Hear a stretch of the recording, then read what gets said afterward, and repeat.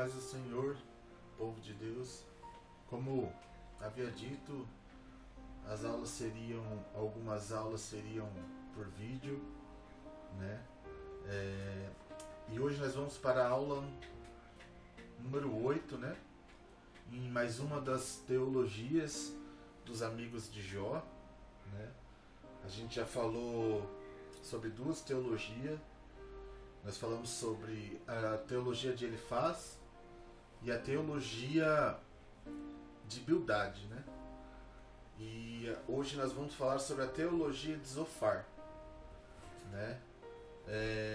O interessante é notar que há muita semelhança entre essas teologias. Elas são muito semelhantes em sua essência, né? Cada um trata do seu ponto de vista, mas o interessante ver é que os primeiros amigos de Jó, eles são mais compassivos, né? Eles são mais são menos menos, eles não agridem tanto Jó com suas palavras, né? Diferente desse Zofar. Zofar, você vai ver, ele é mais ríspido na questão de defender, né, a sua ideia, a sua sabedoria, defender a sua teologia, né? A gente viu a primeira teologia, a teologia de Elifaz, onde fala que se só os pecadores sofrem, né? Vamos lá, só para a gente pegar o tema, né, na lição número 6, né? Que diz assim, ó, só os pecadores sofrem, né? Então essa é a teologia de Elifaz. E a teologia de Bildade é: se há sofrimento, há pecado oculto, né? Foi a que nós falamos na aula passada. E a próxima é: o justo não passa por tribulações? São perguntas, né, pertinentes a cada uma das teologias, né? E nós debatemos muito, conversamos muito sobre essas teologias, sobre todas essas questões que muitas vezes o cristão ele tem dúvidas, né?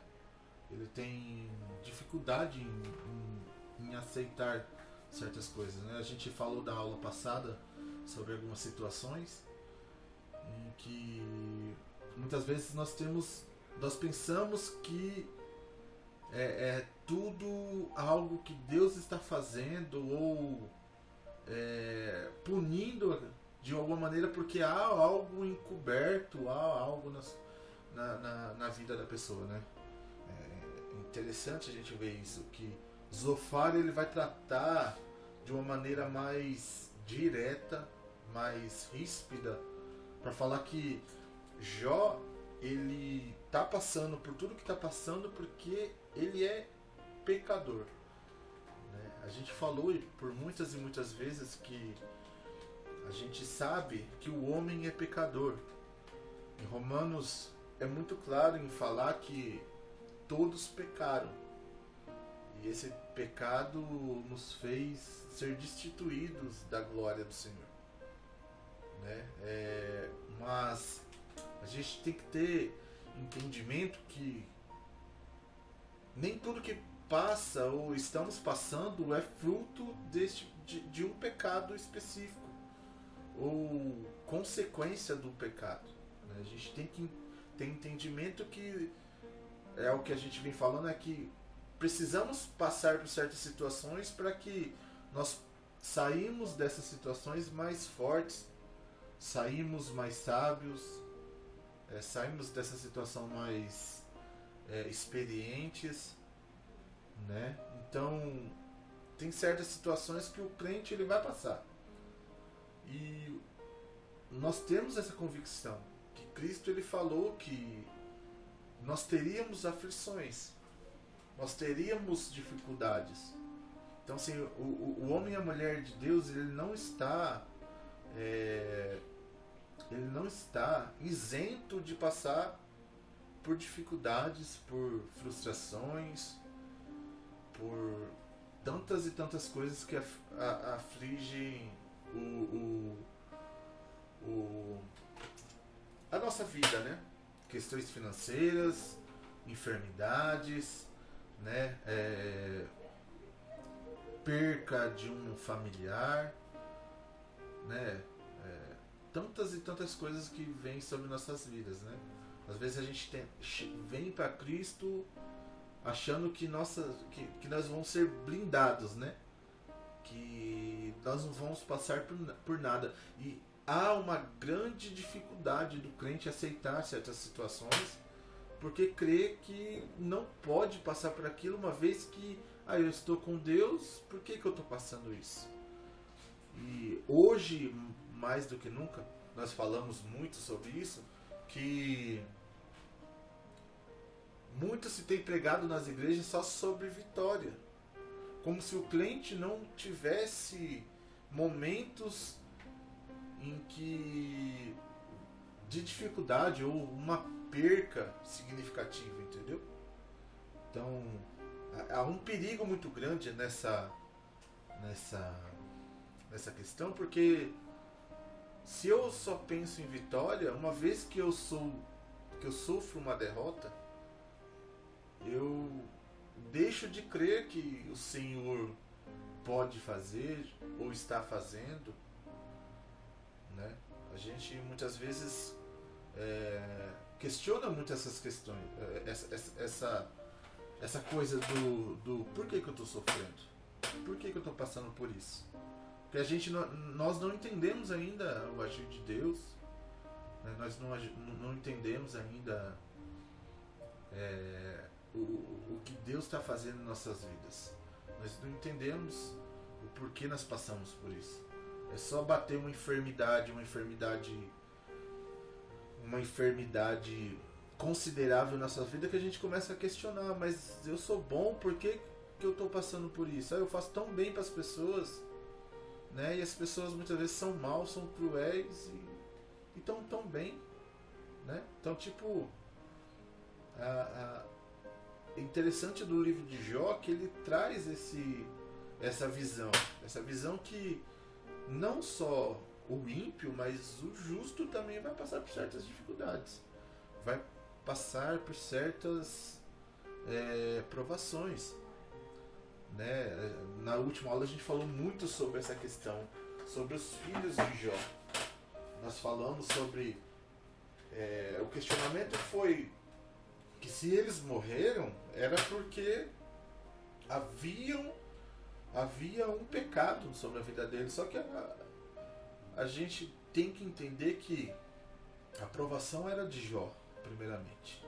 E a aprovação sendo de Jó, os filhos não fazem parte individual, mas sim da aprovação de Jó. Então, assim, Jó precisava, passou por isso, e para que a aprovação fosse completa, os filhos foi incluída nesse pacote, né? Mas isso não quer dizer que os filhos são pecadores, porque uma vez que, se a gente fala que eles são pecadores, a gente entra nas teologias dos amigos, né? A gente entra na teologia de Elifaz, da retribuição, nós entra na teologia de Bildade, que é um pecado oculto, ou nós entramos na teologia de Zofar, que o justo não pode passar por certas tribulações. Então, uma vez que nós falamos que eles sofreram porque pecaram, nós estamos entrando na mesma visão dos amigos. Então a gente precisa tirar isso da nossa mente, que muitas vezes vamos passar por situações porque nós temos que passar, nós temos que ser provados. E o livro de Jó trata da provação de Jó e não dos seus filhos, não de outras pessoas, não de seus amigos, né? Então nós precisamos ter essa visão, né? Então a lição de hoje é a teologia de Zofar: o justo não passa por tribulação, uma pergunta, né? O texto áureo é: e terás confiança, porque haverá esperança. Olharás em volta e repousarás seguro. Né? Jó 11, versículo 18. A verdade prática é: segundo as Escrituras, até mesmo o justo passa por tribulação. Né? Então, o justo passa por tribulação. Né? O objetivo geral desta aula é mostrar que Zofar, vamos lá, colocar aqui, objetivo geral. Deixa eu achar aqui. O objetivo geral é mostrar que Zofar, assim como seus amigos, defende que os ímpios sempre serão punidos e os justos recompensados. Né? Os objetivos específicos de cada tópico tópico 1, né? Destacar no entendimento de Zofar que o sofrimento de Jó fazia parte de um sábio julgamento divino. Né? No tópico 2, explicar que a conversão defendida por Zofar era de natureza legalista. E terceiro, esclarecer que a teologia de Zofar limita a soberania de Deus na sua capacidade de julgar. Né? Então são os objetivos específicos. O texto áureo a gente já leu. A verdade prática também. Né? A leitura vai ser Jó capítulo 11, do 1 ao 10. E Jó capítulo 20, do 1 ao 10 também. Jó capítulo 11, no versículo 1 diz assim: então respondeu Zofar ao Namatita e disse: porventura não se dará resposta à multidão de palavras? E o homem falador será justificado? 3. As tuas mentiras se hão de calar os homens? E zombarás tu sem que ninguém te envergonhe? 4. Pois dizes: a minha doutrina é pura e limpo sou aos teus olhos. 5. Mas na verdade, quem dera que Deus falasse e abrisse os teus lábios contra ti, e te fizera saber os segredos da sua sabedoria, que é múltiplice em eficácia. Sabe, pois, que Deus exige de ti menos do que merece a tua iniquidade.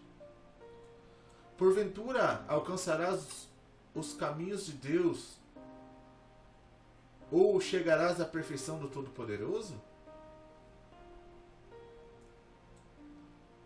Como as alturas dos céus é a sua sabedoria. Que poderás tu fazer?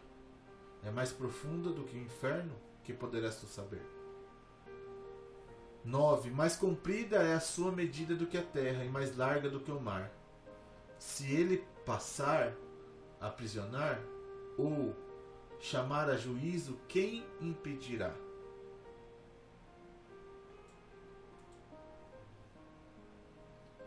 Né? Ou se ele destruir e encerrar, ou juntar, quem impedirá?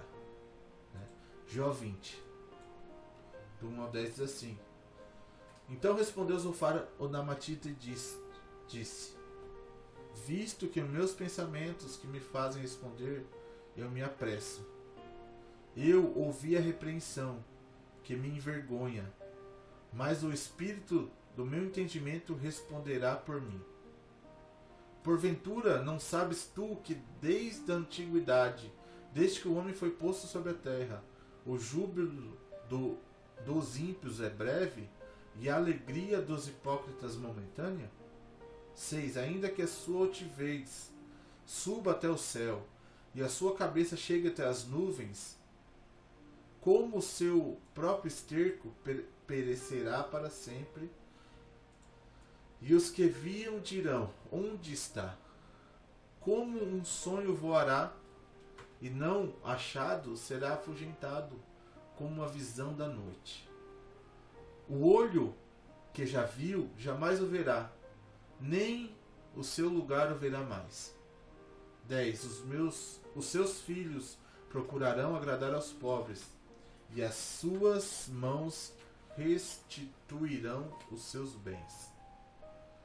Né? Esse então são o texto correspondente a essa lição, né, que é a resposta de Zofar. Né? Lembrando que para a gente entender as respostas de Zofar, nós precisamos ver o que Jó ele falou. Então, eu falei para cada um ler, né, se a gente está lendo aqui o 11, para ler o 10 e para ler o 12. Né? E depois a gente também está lendo 20 para ler o 19 e o 21, para que nós pudéssemos entender qual era o lamento, né, de Jó. Né? Então Jó se lamentou, né, e através dessa lamentação Zofar se levantou e falou. Né? Então a resposta de Zofar aqui no 11 é referente ao lamento anterior de Jó. Né? E após a resposta de Jó no 11, há uma resposta também de Jó no capítulo 12. Né? Há também no capítulo 20 uma resposta de Zofar, mas antes há também um lamento no 19 e uns posteriores. E também há uma resposta de Jó no capítulo 21. Tá? Então a gente precisa ler para entender o que Jó está falando após seus amigos lhe responderem, e também entender por que essas respostas de seus amigos, né, e de Zofar. A gente precisa entender que Zofar, ele é o mais, como eu disse anteriormente, ele é o mais impetuoso.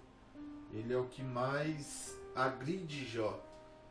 Ele entende que seus amigos, os seus outros amigos, ele faz de Bildade, não foram tão convincentes em suas palavras. Ele entende que seus amigos eles não conseguiram sucesso nas suas afirmativas, na sua defesa em relação às suas teologias. Né? Então Zofar, aquele sendo o último, o terceiro amigo, ele e o mais novo também, ele entende que ele tinha agora a responsabilidade de mostrar a sua sabedoria, defender a sabedoria e sua teologia, né? Dizendo que Jó, ele não só estava com pecado, mas ele era um ímpio. Ele errou, ele estava errando, e não só isso, ele fala que Jó está pecando na sua multidão de palavras. Jó está pecando por falar muito, por se lamentar demais. Não só a questão de que ele coloca sobre Jó a questão de que ele tinha um pecado, mas ele imputa mais coisas em Jó. Ele fala que Jó é um tolo, que Jó é alguém que não é sábio, né? E ele fala que nas suas multidão de palavras, por falar demais, né, Jó ele é pecador, né? Como diz no versículo do capítulo 11, no versículo 2, porventura não se dará resposta à multidão de palavras, e o homem falador será justificado. Né? Você vê que ele indaga Jó por falar demais, por se expor demais, por falar uma multidão de palavras. Tá? E ainda ele fala mais no versículo 3, as tuas mentiras se hão de calar os homens. Quer dizer que Jó estava mentindo em suas palavras, que Jó ele não só falava demais, mas mentiam nesse muito falar, né? Então ele é impetuoso ao falar com Jó. Ele coloca a sua teologia, né, a sua sabedoria, e ele se coloca agora como quase um Deus, quase falando no lugar de Deus, falando: olha, você está falando demais, você está mentindo demais, né? E por esse motivo você está sofrendo, né? Como a gente, nós temos falado muito nessas aulas, que a gente pressupõe certas sabedorias deles. Nessas teologias há coisas boas para se tirar. Porém, o problema da teologia dos seus amigos é que eles olham aquilo que está diante dos olhos, né, mas não o seu todo.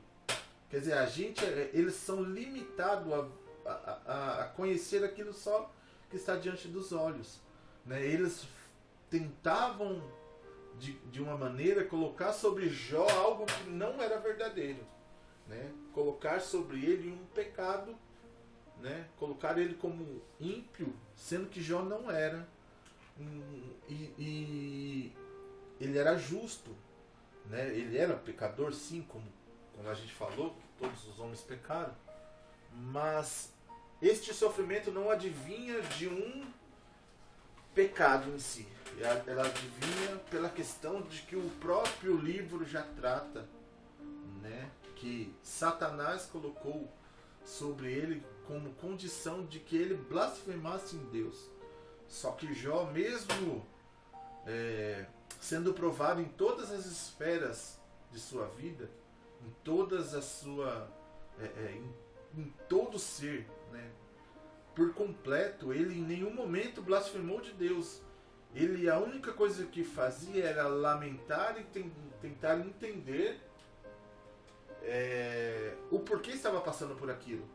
E não só isso, ele queria que Deus abrisse um diálogo com Deus, para que Deus assim o falasse para ele.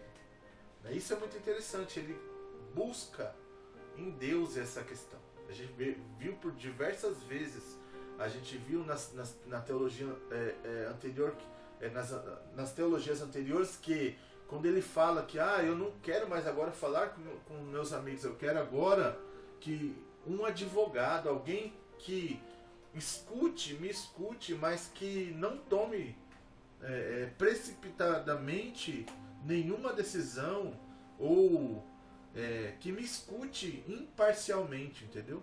Seja imparcial, não tome nenhuma decisão, ou não afirme nada antes do tempo, né? Então Jó queria alguém assim, né? E é interessante que há uma passagem muito bonita: eu sei que meu Redentor vive, né? Eu sei que o meu Redentor vive, né? Então você vê que ele clama por Cristo. Isso é interessante, né? Que ele faz uma chamativa por Cristo, né? Ele quer um advogado que o escute, que o advogue ele, que defenda ele, que veja o lado dele, porque ele sabe que ele não fez nada, né, de injustiça. Ele não deixou de adorar a Deus, ou ele não fez nada contra Deus para que estivesse passando por tudo aquilo, né? Isso é interessante, né? Aqui, ó, a gente vai ver Zofar é um cara impaciente, né? Ele vai colocar sobre Jó coisas que o próprio Jó falou. Ele escuta de Jó as palavras, ele escuta quando Jó fala que ele não pecou, que ele não fez, e ele vai pegar as palavras de Jó e colocar contra ele, tentando dizer que Jó estava se justificando, criando uma auto-justificativa naquilo que Jó estava falando, né? Olha que vamos lá, introdução. Nesta lição veremos o discurso de Jó, o último amigo de Jó, a falar na série de debates. Ele insistirá na tese que o justo não passa por tribulação, A semelhança do que pensavam seus amigos, ele faz humildade.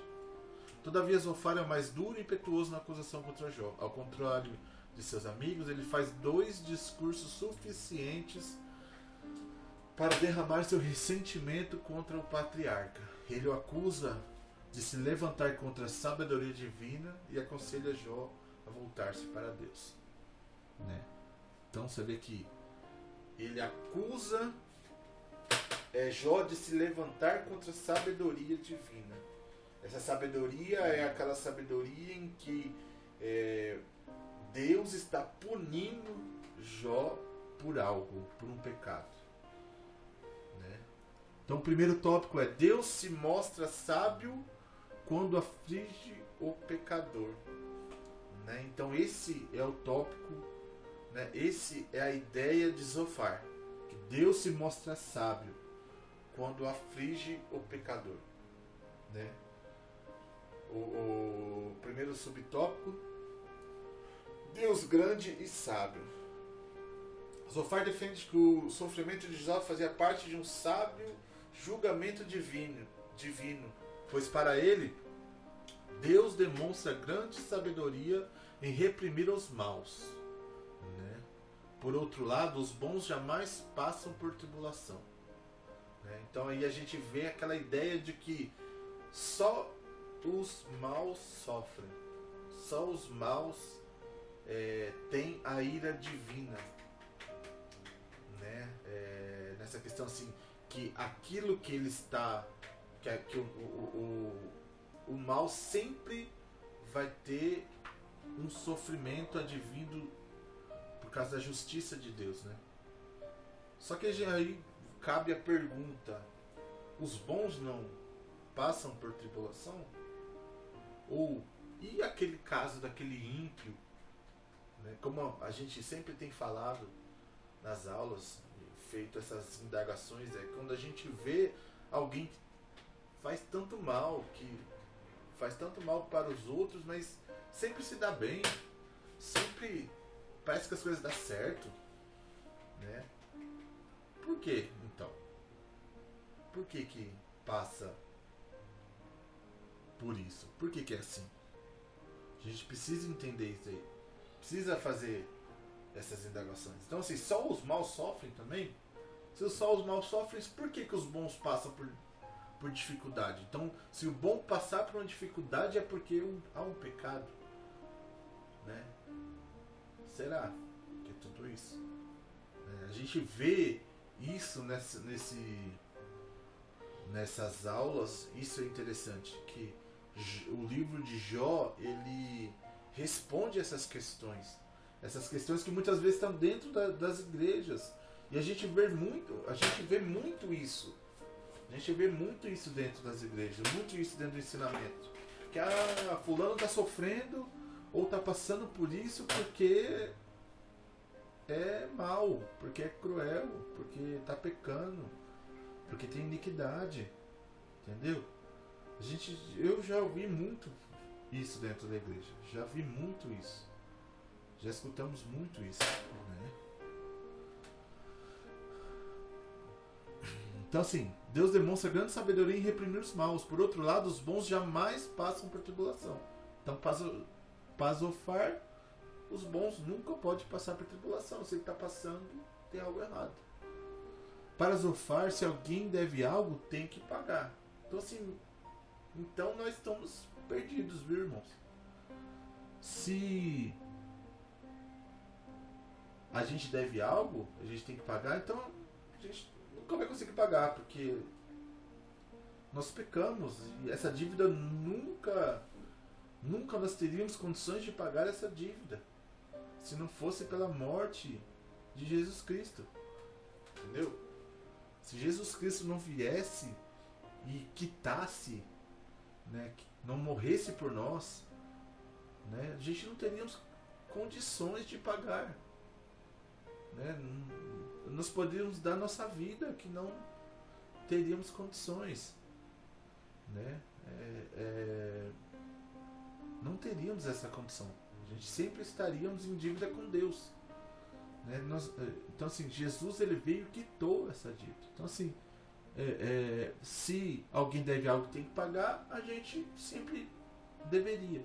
Sempre estaríamos com o devendo, porque nós somos pecadores, né? E por ser cristãos, isso não nos exime de não tirar, ou como se fala assim, deixar nós sem pecado. A gente ainda é pecador, mesmo estando com Cristo, mas nós somos pecadores redimidos, né? Por isso que há diferença. Mas a gente sempre vai estar pecando, sempre nos arrependendo, sempre mudando de vida. Essa é a vida do crente. A vida do crente a vida do cristão é uma vida de remissão, é uma vida de arrependimento, é uma vida de extrema mudança, é todos os dias, é por toda a nossa vida com Cristo. É uma vida de renúncia, uma vida de cruz, uma vida de negação. Entendeu? Não tem como estar com Cristo, né, e sem negar as nossas paixões, a nossa carne. Não tem como. A gente vai viver uma vida sempre, né, negando as nossas vontades. É assim com Cristo, né? Assim é a vida do crente. Ele vai sempre estar, né, numa vida de negação, né, para que nós possamos chegar até Deus, né? Para que nós podamos entrar, né, nos céus, né? Não uma vida de qualquer maneira, uma vida de uma vez que Cristo morreu, eu já não preciso mais fazer nada, eu não preciso mudar, né? Ele já pagou e a dívida está paga. Não, agora a gente tem, né, a responsabilidade de levar a nossa cruz. Nós temos a responsabilidade de viver uma vida diferente, né? Então nós nunca teríamos condições de pagar essa dívida. Nunca. Se a teologia de Zofar fosse correta, nós estaríamos perdidos. Nós estaríamos perdidos. Inclusive Zofar. Né? Então, assim, para Zofar, se alguém deve algo, tem que pagar. Então, com dureza, o terceiro amigo de Jó não demonstra a mínima compaixão pelo sofrimento do patriarca de Uz ao acusá-lo de que se comporta como um animal irracional. Ele compara Jó a um jumento, né? Um animal irracional, um jumento que não tem entendimento, né? Capítulo 11, no versículo 12, vamos ver o que vai falar. 11 no 12, diz assim: mas o tolo só será sábio quando a cria do jumento selvagem nascer homem, né? Então, mas o tolo só será sábio quando a cria do jumento selvagem nascer homem. Então ele compara Jó a um jumento, ao não perceber a sabedoria divina na condução das coisas, né? Então você vê que um jumento que não tem entendimento, ao não perceber a sabedoria divina na condução das coisas. Para Zofar, Jó valeu-se na sua defesa de palavras exageradas, né? Então, palavras exageradas. Jó 11, 2. Ficarão sem resposta todas essas palavras? Irá se confirmar que esse tagarela diz. Isso aqui é a tradução da NVI, tá, irmãos? É interessante essa tradução, né? Desrespeitosas, né? Então as palavras palavras exageradas, palavras desrespeitosas. No 3 diz: sua conversa tola calará os homens? Ninguém o repreenderá por sua zombaria? Está dizendo, você está falando demais. Alguém tem que te calar. Você está desrespeitando, né? Então, cheias de justiça própria, né? Aqui ele vai falar o seguinte: você diz a Deus, a doutrina que eu aceito é perfeita e sou puro aos teus olhos. Então, assim, Jó está falando que ele é puro aos olhos, né? Que a doutrina, que o ensino é perfeita, que ele aceita é perfeita. Isso ele está dizendo que Jó está falando dele mesmo. Jó está falando, se auto-justificando, né? Ignorantes sobre as coisas de Deus, né? No versículo 5 e 6. Se Deus lhe falasse, se abrisse os lábios contra você. Olha que o desejo de Zofar é que Deus ele venha realmente a falar com Jó, como Jó queria. Jó queria que Deus falasse, abrisse um diálogo com ele, né? Mas Zofar está dizendo o seguinte: olha, se Deus realmente falasse com você, você conheceria a sua sabedoria. E por conhecer essa sabedoria, Deus iria condenar você pelo seu pecado. Quer dizer, que você é um ímpio. Essa era a visão de Zofar, que Jó era um ímpio. Que Jó tinha um pecado. E que esse pecado estava lhe fazendo todo esse sofrimento. Estava lhe trazendo todo esse sofrimento. Né? Então, você vê, Deus é grande e sábio. Né? O segundo subtópico. Deus não é indiferente à ação do ímpio. Quer dizer, Deus, ele não deixa para lá a ação do ímpio. Né? O terceiro amigo de Jó acreditava que ele havia se autodeclarado puro e sem culpa.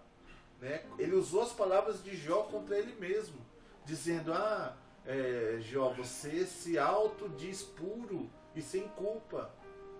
Né? Como a gente estava falando, né? No versículo 4. Né? Cria também que Deus não é indiferente à ação do ímpio, como Jó parecia ter sugerido. Assim, para Zofar, se Deus debatesse com Jó, como era desejo deste, então não haveria dúvidas de que ele ficaria contra o patriarca e não ao seu favor. Né? Quer dizer que, se, como eu já tinha dito aqui, que se Deus assim debatesse, se Deus falasse com Jó, Deus falaria para ele: olha, você realmente é pecador, você é ímpio, você errou, por isso que está acontecendo isso. Então Zofar pensava nisso. Zofar queria que Deus falasse com ele, para que a sua sabedoria fosse justificasse: olha, você é pecador mesmo. Né? Então você vê que Zofar, eles estavam se passando praticamente por Deus. Né? Nesse embate, Deus revelaria a Jó os segredos da sua sabedoria, e o homem Deus veria que ele estava sendo sábio em tratá-lo como merecia. Logo, Jó seria condenado. Você vê, né? Então, Zofar estava sendo implacável em colocar sua teologia contra Jó. Estava sendo implacável, irmãos. Ele estava colocando que Jó realmente era ímpio. Não era nem só um mero pecador, como os outros colocavam: olha, você está com algum pecado, Jó. Ele faz. Né? Bildade já faz diferente. Não, você tem um pecado oculto. Confessa. Né? Ele não, ele está falando assim: não, você além de pecador é ímpio, é um tolo. Né? Você está se auto-justificando. Né? Você fala demais. Você diz muita mentira. Né? Essa é a visão de Zofar. Né? Ele é um homem, parece que amargurado, ressentido. Né? Ele não parece uma pessoa normal, uma pessoa amarga, né? Uma pessoa que, na sua sabedoria, né? Na sua razão, ele diz palavras duras, palavras massas, sabe? Sem nexo. São palavras sem medo de errar, né? Sem medo de estar fazendo algo errado. Assim era Zofar. Zofar, ele dizia, sabe, sem medo, sem escrúpulos, né? Terceiro subtópico, né? Tolo se passando por sábio. Jó reage com ironia, sabedoria defendida anteriormente por seus amigos. Vós, né, no 12:2, vamos lá ler o 12:2. Vamos lá, 12. Diz assim: sem dúvidas, vocês são o povo e a sabedoria morrerá com vocês, né? Morrerá com vocês. Quer dizer, então está falando sobre a sabedoria dos amigos, né? Esse, juntamente com seus amigos, havia se levantado como legítimo representante do verdadeiro saber. Quer dizer, olha, vocês são sábios, vocês são o povo, vocês detêm a sabedoria, né? Zofar, pois, pretende representar o próprio Deus em seu discurso. Jó 13. Né? Todavia, Jó está convencido de que isso não passava de charlatanismo. Vós, porém, sois convencidos de que isso não passava de charlatanismo. Né? Vós, porém, sois inventores de mentiras, e vós todos médicos que não valem nada. Né? Jó 13, 4. Vamos lá. Olhar o 13. Opa, desculpa. Jó 13. Meus olhos viram tudo isso, meus ouvidos o ouviram e entenderam. O que vocês sabem, eu também sei. Não sou inferior a vocês. Mas desejo falar ao Todo-Poderoso e defender a minha causa diante de Deus. Vocês, porém, me difamam com mentiras. Todos vocês são médicos que não valem nada. É interessante aqui, ó, que a sabedoria de Jó faz ele dizer o seguinte: olha, eu não quero mais saber de vocês. Eu quero falar com Deus. Eu quero ir direto a Deus. Né? Isso nos mostra uma lição muito grande, irmãos. Que na sabedoria de homens, a gente não tem que ficar debatendo com outros homens, não. A gente tem que se voltar a Deus. Se voltar ao próprio Senhor, entendeu? Ficar perdendo tempo com o homem não, que é mentiroso, que fala coisas más, coisas sem sentido, sabe? Jó, ele viu que os amigos deles não tinham nada a acrescentar. As suas palavras eram mentirosas, que as suas palavras eram cruéis, sabe? Eram palavras que não ajudavam. Sabe? Médico que não valia nada. Quer dizer, um médico que receita algo que não vai me curar. Você vê, um médico que passa alguma coisa para mim que não vai me fazer ficar bem. Era assim que eram os amigos de Jó. Médicos que não valiam nada. Né? Médicos que... médicos maus. Médicos que não... Sabe quando você vai no médico lá, você está doente, o médico te passa coisa que não faz nada, né, para você, que não faz bem nenhum para você? Então, Jó comparou, né, seus amigos a um médico que não valia nada, né? Mas o interessante é que ele se volta a Deus, ele se volta ao Senhor. Eu quero conversar com o Senhor, né? Como diz aqui, ó, mas desejo falar ao Todo-Poderoso. É assim que nós devemos ser, irmãos. Sabe, no momento em que as pessoas começam a falar coisas de vocês, se volte ao Todo-Poderoso. Se volte a Deus. Não se volte aos homens, não. Sabe, porque os homens não têm coisas boas aos nosso respeito, porque eles são limitados ao que eles veem. Né? Eles são limitados à sua sabedoria própria, à sua sabedoria humana. E a sabedoria humana não diz a sabedoria de Deus. Não é a sabedoria de Deus. Né? Então Jó sabia onde ir. Jó sabia que o melhor lugar a estar, o melhor dos mundos era ir até Deus, né? Ir até o Senhor. Inventores de mentiras, e vós todos, médicos não valem nada. Né? Ele, portanto, está resoluto em deixar os amigos e procurar Deus. Então, assim, deixa os amigos, vai procurar Deus. Mas eu falarei ao Todo-Poderoso e quero defender-me perante Deus. Você vê que ele quer se falar a Deus, se defender a Deus.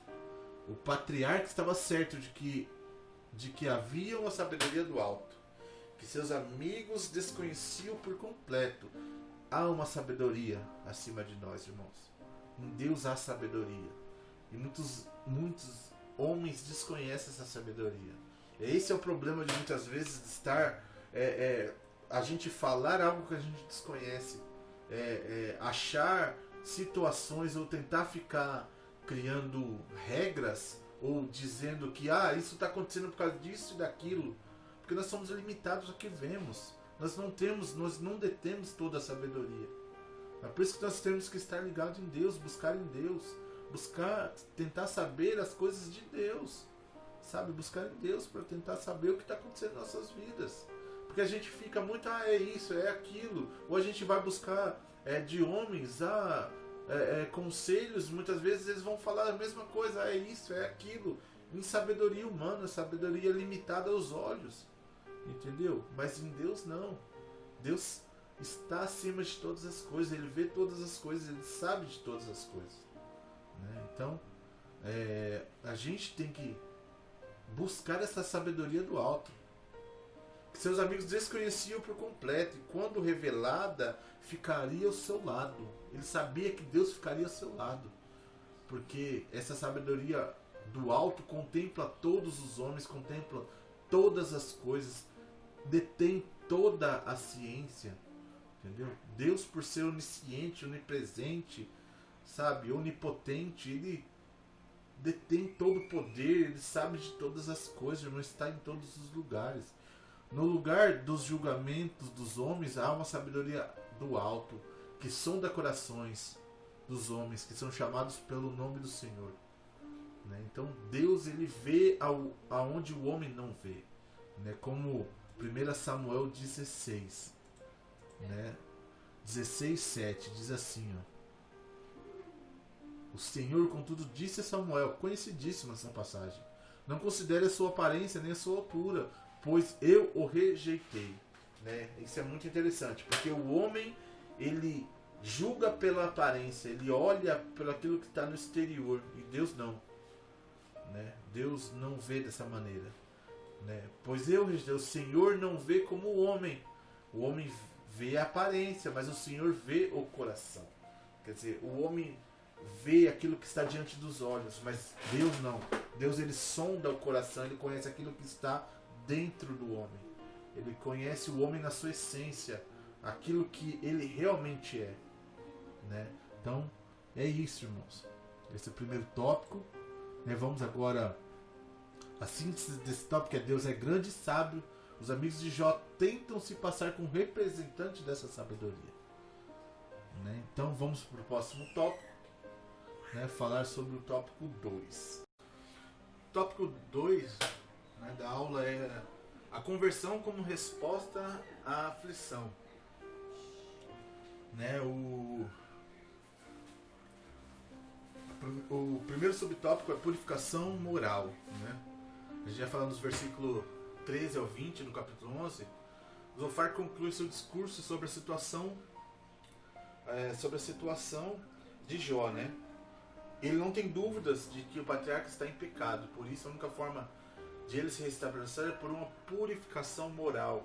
Né? Essa ideia de Zofar sobre purificação moral, ela tende assim, a ideia é o seguinte, que Jó precisava fazer certos tipos de coisas para que ele se purificasse daquele pecado. Né? É mais algo que tem a ver com a legalidade, ser legalista. Né? Ser legalista nada mais é do que criar regras. Essas regras estão acima até de Deus. Né?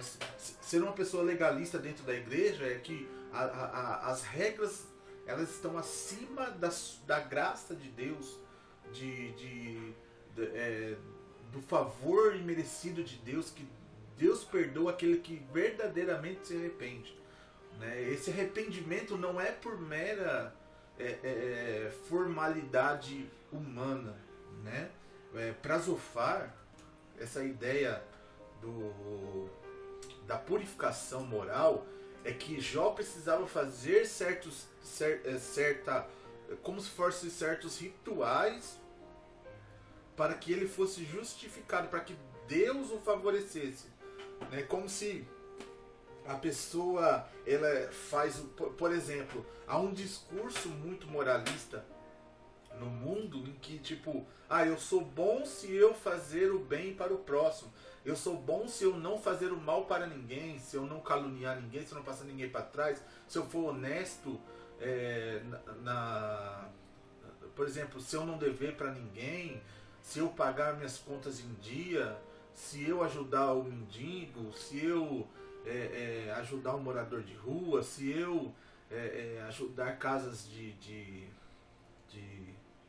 casas de, por exemplo, de assistência social, né? Então assim, quando eu faço essas coisas, eu sou uma pessoa boa e logo Deus me favorece. Nós sabemos que não é bem desta maneira. Não que a gente não deva ser bom, nós precisamos praticar as obras, mas nós não somos salvos pelas obras. Nós somos salvos por meio de Jesus Cristo, por meio de um arrependimento. Esse arrependimento não é um arrependimento, não é remorso, né? Arrependimento é a verdadeira mudança, que eu estava em um estado e eu mudo aquele estado, né, que eu estava. Então assim, esse é o verdadeiro arrependimento. Mas a salvação, ela não vem por meio da minha, como se fala assim, por eu fazer algo, mas vem primeiramente de Deus. É a graça de Deus sobre a minha vida. Então assim, eu não tenho condições de fazer nada para Deus me favorecer. Ele me favorece não porque eu mereça. Ele me favorece porque Ele é Deus, Ele é misericordioso, bondoso, grandioso, entendeu? Maravilhoso, e a sua graça se estende à minha vida. E aí Ele me favorece, mas esse favor não é algo merecido. Não é meritocracia, entendeu? Eu não mereço nada de Deus, né? Como a gente tinha falado antes, essa questão de eu não tenho condições de pagar, eu não tenho condições de pagar a minha dívida com Deus. Não há. Se Ele não desse seu Filho, se a graça dele não se estender sobre a minha vida, não se estendesse sobre a minha vida, eu de maneira nenhuma teria condição de fazer nada. Entendeu? Então assim, para Zofar, Jó precisava passar por uma purificação.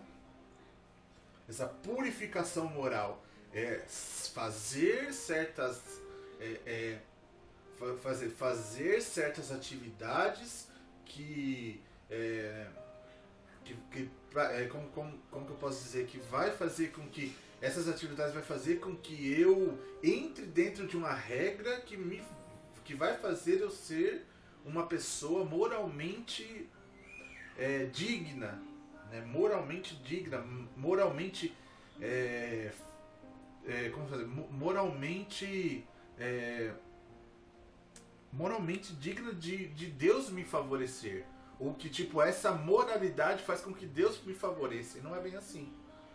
Nada que eu possa fazer pode fazer com que Deus vire os olhos para mim e me favoreça por causa disso. Se Ele vira os olhos para mim é porque a sua graça se estende para a minha vida, né? Eu não tenho condição de fazer nada, né? A gente tem que ter essa ideia, porque muitas vezes a gente cria certas situações, porque eu vou na igreja todo dia e por isso eu sou bom, sou maravilhoso. Não é assim, entendeu? Eu vou, faço, eu oro, eu jejuo, e Deus tem que me favorecer. Não é desse jeito, entendeu? Eu não posso ser legalista, eu não posso criar regras em cima para ficar acima de Deus, entendeu? Para que Deus venha me favorecer, né? Nós sabemos que o mundo é assim, ele cria, ele dita regras para que o homem seja justificado, que o homem seja ele tenha o favor de Deus porque ele fez determinada regra. Os fariseus eram assim, entendeu? A gente vê na oração da oração do publicano e do fariseu, quando o publicano ora e ele fala com o rosto encurvado, né, com a cabeça baixa, dizendo que não é digno nem de olhar para Deus, não é digno de estar ali orando, e nós não somos dignos, né? Mas o fariseu já não, olha, eu faço tal coisa, eu sou isso, eu sou aquilo. Quer dizer, ele, por ser legalista e ele as regras ao qual estabelece esse moralismo e ele se estabelecer embaixo dessas regras, ele acha que ele é merecedor. Então, o legalismo faz isso com as pessoas, os torna na sua concepção, os torna pessoas merecedoras do favor de Deus por estarem debaixo de regras criadas pelo homem. E a gente sabe que não é assim, entendeu? Deus não está interessado nessas coisas.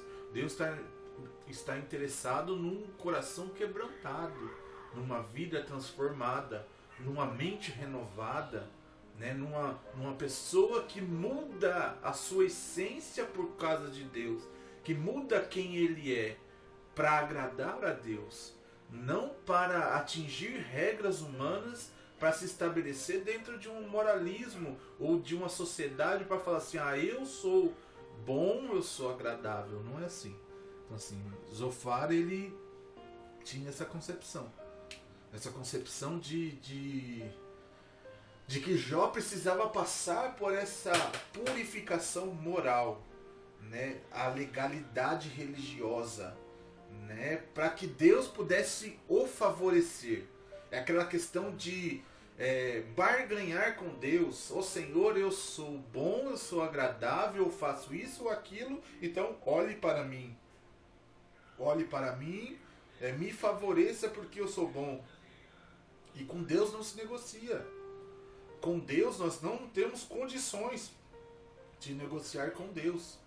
Porque assim, quando eu me levanto para fazer algo para Deus me favorecer, Deus já está sabendo o que eu estou fazendo. E nisso ele já não vai. Entendeu? A soberania de Deus vê todas as coisas, irmãos. Nós precisamos entender isso, que com Deus não se negocia, não se barganha.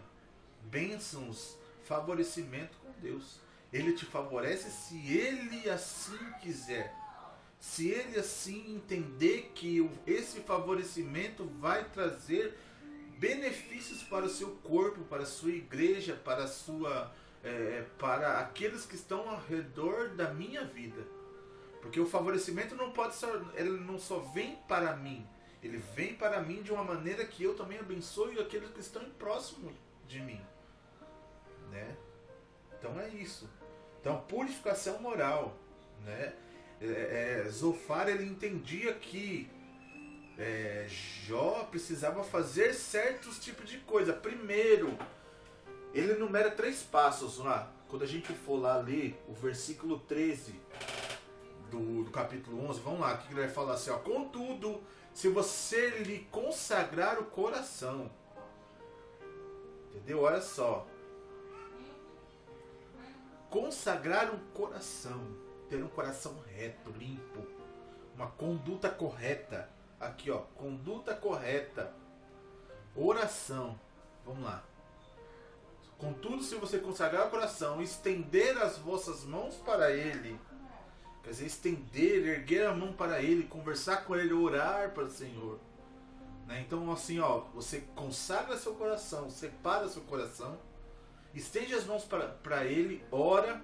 Então você consagra seu coração, purifica seu coração, tem uma conduta correta, ora para Deus, né? Se afasta das suas mãos do pecado, quer dizer, se afastar do pecado e não permitir que a maldade habite em sua tenda, entendeu?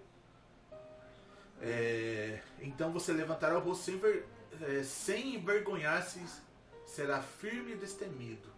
Então assim, você vê que ele tem certas regras para ser feitas, para que Deus assim olhasse para ele, para que ele não se envergonhasse diante de Deus, né? Mas essa questão de Zofar mais uma questão legalista, não é uma questão pura, reta, de como fazer. Nós precisamos sim nos purificar? Sim, nós precisamos. Nós precisamos ter uma conduta correta? Sim, nós precisamos ter uma conduta correta. Nós precisamos orar a Deus? Sim, nós precisamos orar a Deus. Nós precisamos afastar nossas mãos do pecado? Sim. Nós precisamos tirar o pecado de nossa casa? Sim, nós precisamos. Só que tudo isso não advém da minha justificação humana, mas advém de que eu necessito ter uma vida reta e digna para agradar ao meu Deus, não para Ele me favorecer, mas para que eu venha agradá-lo, para que eu venha ter comunhão com Ele, para que eu venha ter uma vida digna diante do Senhor. Né? Não para que Ele venha olhar para mim e falar assim, agora eu vou te favorecer porque você fez tudo essas regras. Não é uma simples regra. Entendeu? Jó, reconhecendo que estava em pecado, Deus o restauraria de sua miséria. Entretanto, vamos lá.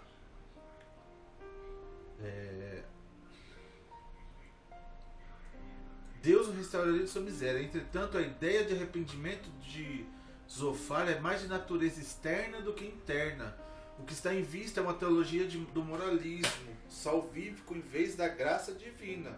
Como a gente já tinha falado. Nesse aspecto, o arrependimento não passa de um mero ritual. Quer dizer, que quando eu faço as coisas tentando obter um favor de Deus, eu estou criando um ritual do que uma mera mudança real de vida. Arrependimento é mudança. Arrependimento é mudança de estado. Não é uma questão de remorso. Que eu me remoo, que dói aquilo em mim, mas não me faz mudar. Entendeu? Nesse aspecto, o arrependimento não passa de um mero ritual. Na teologia de Zofar, a simples prática desse rito trazia consigo o poder de conferir o favor divino. Na verdade, isso era o que se conhece hoje como legalismo religioso. Então, legalismo. Tá? E nós não somos legalistas. Nós não somos... nós não estamos debaixo de regras humanas, né, que essas regras estão acima de Deus e eu preciso atingi-las para que Deus me favoreça. Não estamos assim. Nós seguimos e cumprimos a palavra de Deus que foi deixada para nós, entendeu? Então a gente deve seguir a sua palavra, entendeu? E mudar. Nossa vida aquela que se arrepender. Mudança de mente, de corpo, de alma, tudo. A gente muda por completo. É possível negociar com Deus? A gente já falou isso aqui. Não é possível negociar com Deus. Né? É interessante aqui que nesse subtópico vai falar o seguinte, que era exatamente o que Satanás desejava que Jó fizesse. O diabo acusou Jó de ter uma fé interesseira, com base nas promessas de prosperidade em troca de sua obediência. Quer dizer, eu só sou obediente a você se você me der algo. Como você me deu, então eu sou obediente. Então, essa é a ideia de Satanás para Jó. A ideia de Satanás para Jó é: ele só não te blasfema porque o Senhor o favoreceu. E por o Senhor o favorecer, ele nunca vai te blasfemar. Então, Deus deixou. Pode tocar, pode tirar. Satanás deixou. O que Jó fez? Jó não blasfemou, não negou. Por quê? Porque Jó não estava firmado em Deus por aquilo que ele tinha. Ele era firmado em Deus pelo aquilo que ele era, porque pela sua fidelidade e pela grandeza de Deus. Ele reconhecia Deus como soberano sobre todas as coisas. Entendeu? E o terceiro subtópico é a angústia de Jó. Diante das insistentes acusações dos amigos e do silêncio de Deus, Jó dá sinais de desânimo. Né? Capítulo 12 e versículo 13. Ele manifesta de vez toda a sua condição humana. Vamos lá, 12.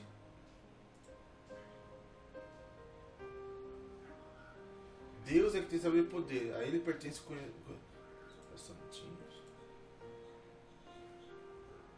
é capítulo 12 e 13. Isso, desculpa. Então assim, ele manifesta em vez toda a sua condição humana. A condição humana é: o justo sofre. Então a gente tem essa concepção que o justo ele vai sofrer também. Se Jó seguisse o conselho de Zofar, estaria assinando um termo de confissão, assumindo aquilo que ele não fez. Mas ele sabia quem ele era, ele sabia da sua fidelidade com Deus. Assumindo que algo que não, ele sabia de sua integridade, por isso não se sujeita a esse capricho do amigo. Isso lança um dilema angustiante. No capítulo 14, ele demonstra que sua esperança está desvalecendo, comparando-se a uma flor que é cortada, uma sombra que desaparece e um empregado que trabalha, mas logo é dispensado. Você vê que ele está angustiado, está se desvalecendo, está perdendo as forças. Qual o sentido da vida nessas circunstâncias? Haveria esperança? Jó parece estar desiludido. Até mesmo uma árvore, quando tem seu tronco cortado, volta a ter brotos novamente. Mas isso não acontecia com o homem.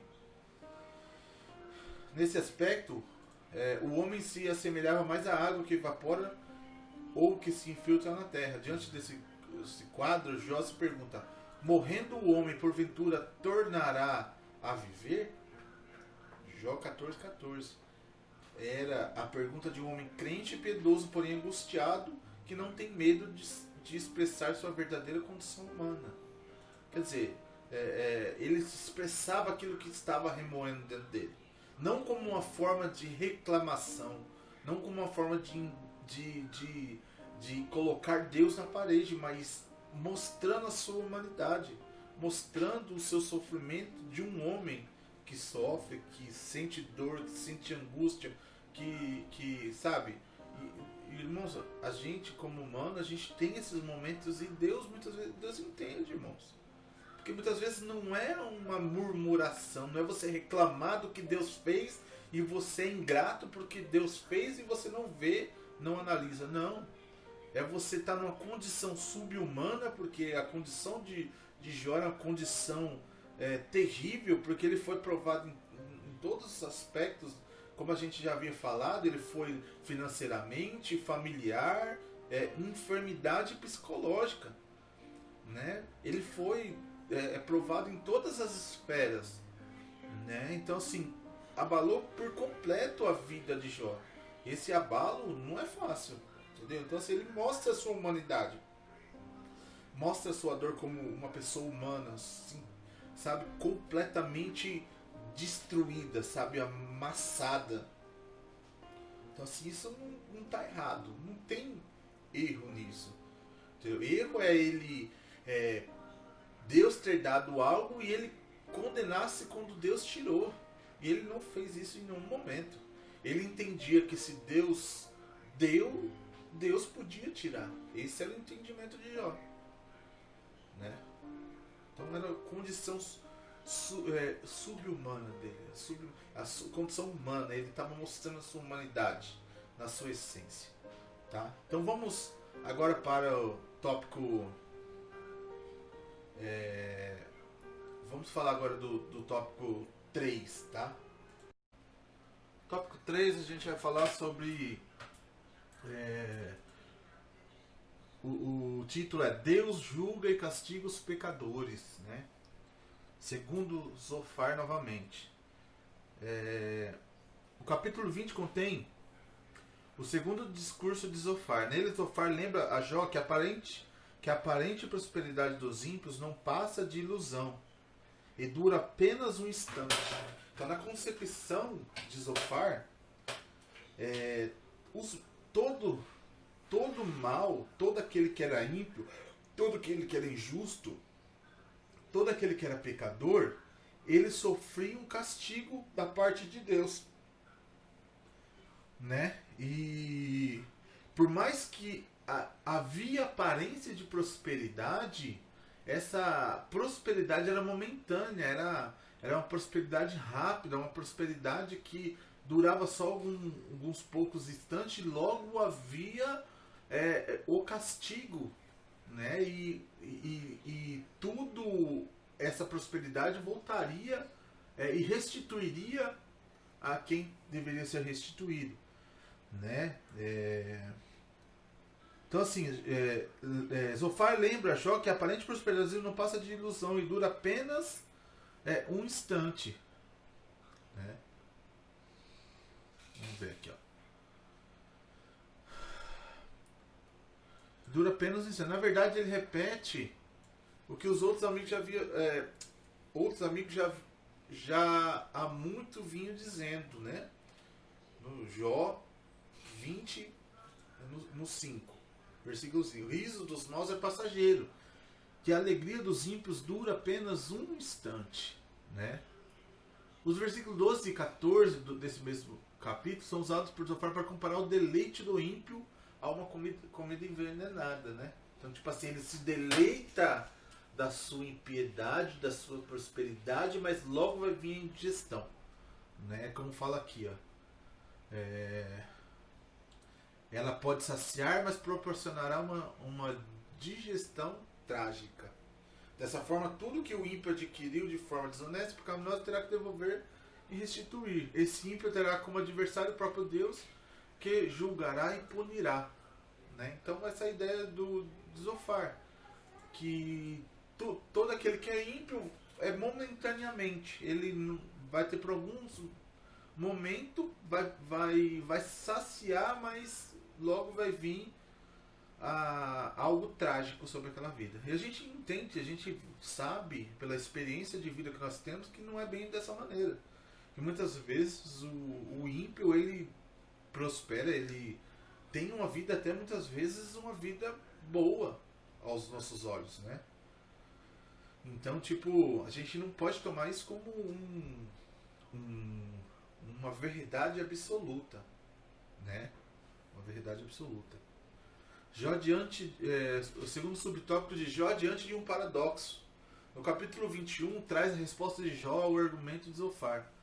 Para o patriarca, a tese de Zofar de que os ímpios são sempre punidos era contraditada pela experiência. Então, assim, ele diz o seguinte: por que razão vivem os ímpios, envelhecem e ainda se esforçam no poder? Por que razão vivem os ímpios? Assim, ele viu, o Jó está dizendo o seguinte: olha, eu vi vários ímpios viverem e envelhecerem e estar no poder, buscando poder, se saciando no poder. A gente vê, irmãos, aí nessa pandemia, eu acho que foi o pastor que até falou, foi assim, acho que foi o pastor que perguntou para mim, assim, esses políticos que não pegam Covid, não acontece nada. Irmãos, qual o político que morreu de Covid? Né? E tantos pastores cristãos morreram. A gente fala assim, mas então pessoas corruptas lá no poder e se deleitando à custa do povo, fazendo várias pessoas sofrerem, e tá lá. Então, assim, cadê algo passageiro? Cadê o castigo imediato? Então, assim, nem todo mundo, nem todos vão sofrer com seus pecados, com as suas transgressões. Não agora. Pode ser que não agora.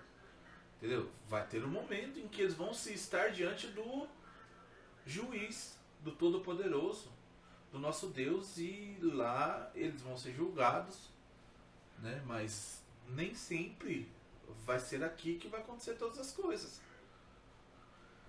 Entendeu? Então, assim, a gente precisa. Então, Jó, ele via isso pela experiência humana que ele tinha. A experiência humana que ele tinha mostrava a prosperidade do ímpio. Que muitas vezes o ímpio era próspero, que o ímpio vivia muito. Né? Jó havia constatado que os ímpios pareciam gozar de longevidade e prosperidade. Além de terem vida longa, eles passavam seus dias em total regalia e morriam em total felicidade, como podemos constatar nesse versículo. Passam eles os seus dias de prosperidade e em paz descem à sepultura. Isso era algo que os olhos de Jó constataram, que viam. Ele viu muito ímpio com a prosperidade, morrerem prósperos. Após isso, irmãos, aí é uma outra coisa, uma outra verdade, entendeu? Então a gente tem que ter esse entendimento, que nem sempre castigos vão vir como Zofar imaginava que seria. Que Deus, assim que um ímpio se levantasse, seria por pouco tempo, e que o próprio Deus se levantaria para castigá-los. Não é bem dessa maneira. 3. A verdade vem à tona. A lei da retribuição não se aplica a todas as esferas da existência humana, nem explica os caminhos soberanos do Altíssimo. Isso daqui a gente tem que ter uma ideia. Nem explica os caminhos soberanos do Altíssimo. Pois Deus também faz com que o sol se levante sobre os maus e bons, e a chuva desça sobre os justos e injustos. Então assim, há um vento forte, há uma tempestade para o justo e para o injusto. Entendeu? Nós vamos ver chuva para os justos e injustos. É como comparar assim, duas plantações, do justo e do injusto, na sua mesma proporção. A chuva vai cair para o justo e para o injusto. E os dois vão ter, quem sabe, a mesma colheita. A gente tem que entender que a gente não conhece o caminho de Deus. Nós não conhecemos os seus desejos, os seus desígnios. Nós não conhecemos todo o seu plano completo e total. E nós não sabemos o que Ele tem para nós agora ou amanhã. Nós sabemos que um dia nós vamos morar com Ele. Entendeu? Mas nós não sabemos o que vai acontecer com a nossa vida daqui a 5 minutos, 6, 10, 1 ano, 2 anos, 20 anos. Nós não sabemos. Está na mão de Deus. Como o ímpio também está sob a sua vontade, sob o seu desejo. A gente precisa entender essas coisas. Amém? Então esse é o terceiro subtópico. Vamos para a conclusão. Né? Conclusão é: vimos como Jó continua sua defesa contra os argumentos de seus amigos, que insistem em acusá-los de pecado.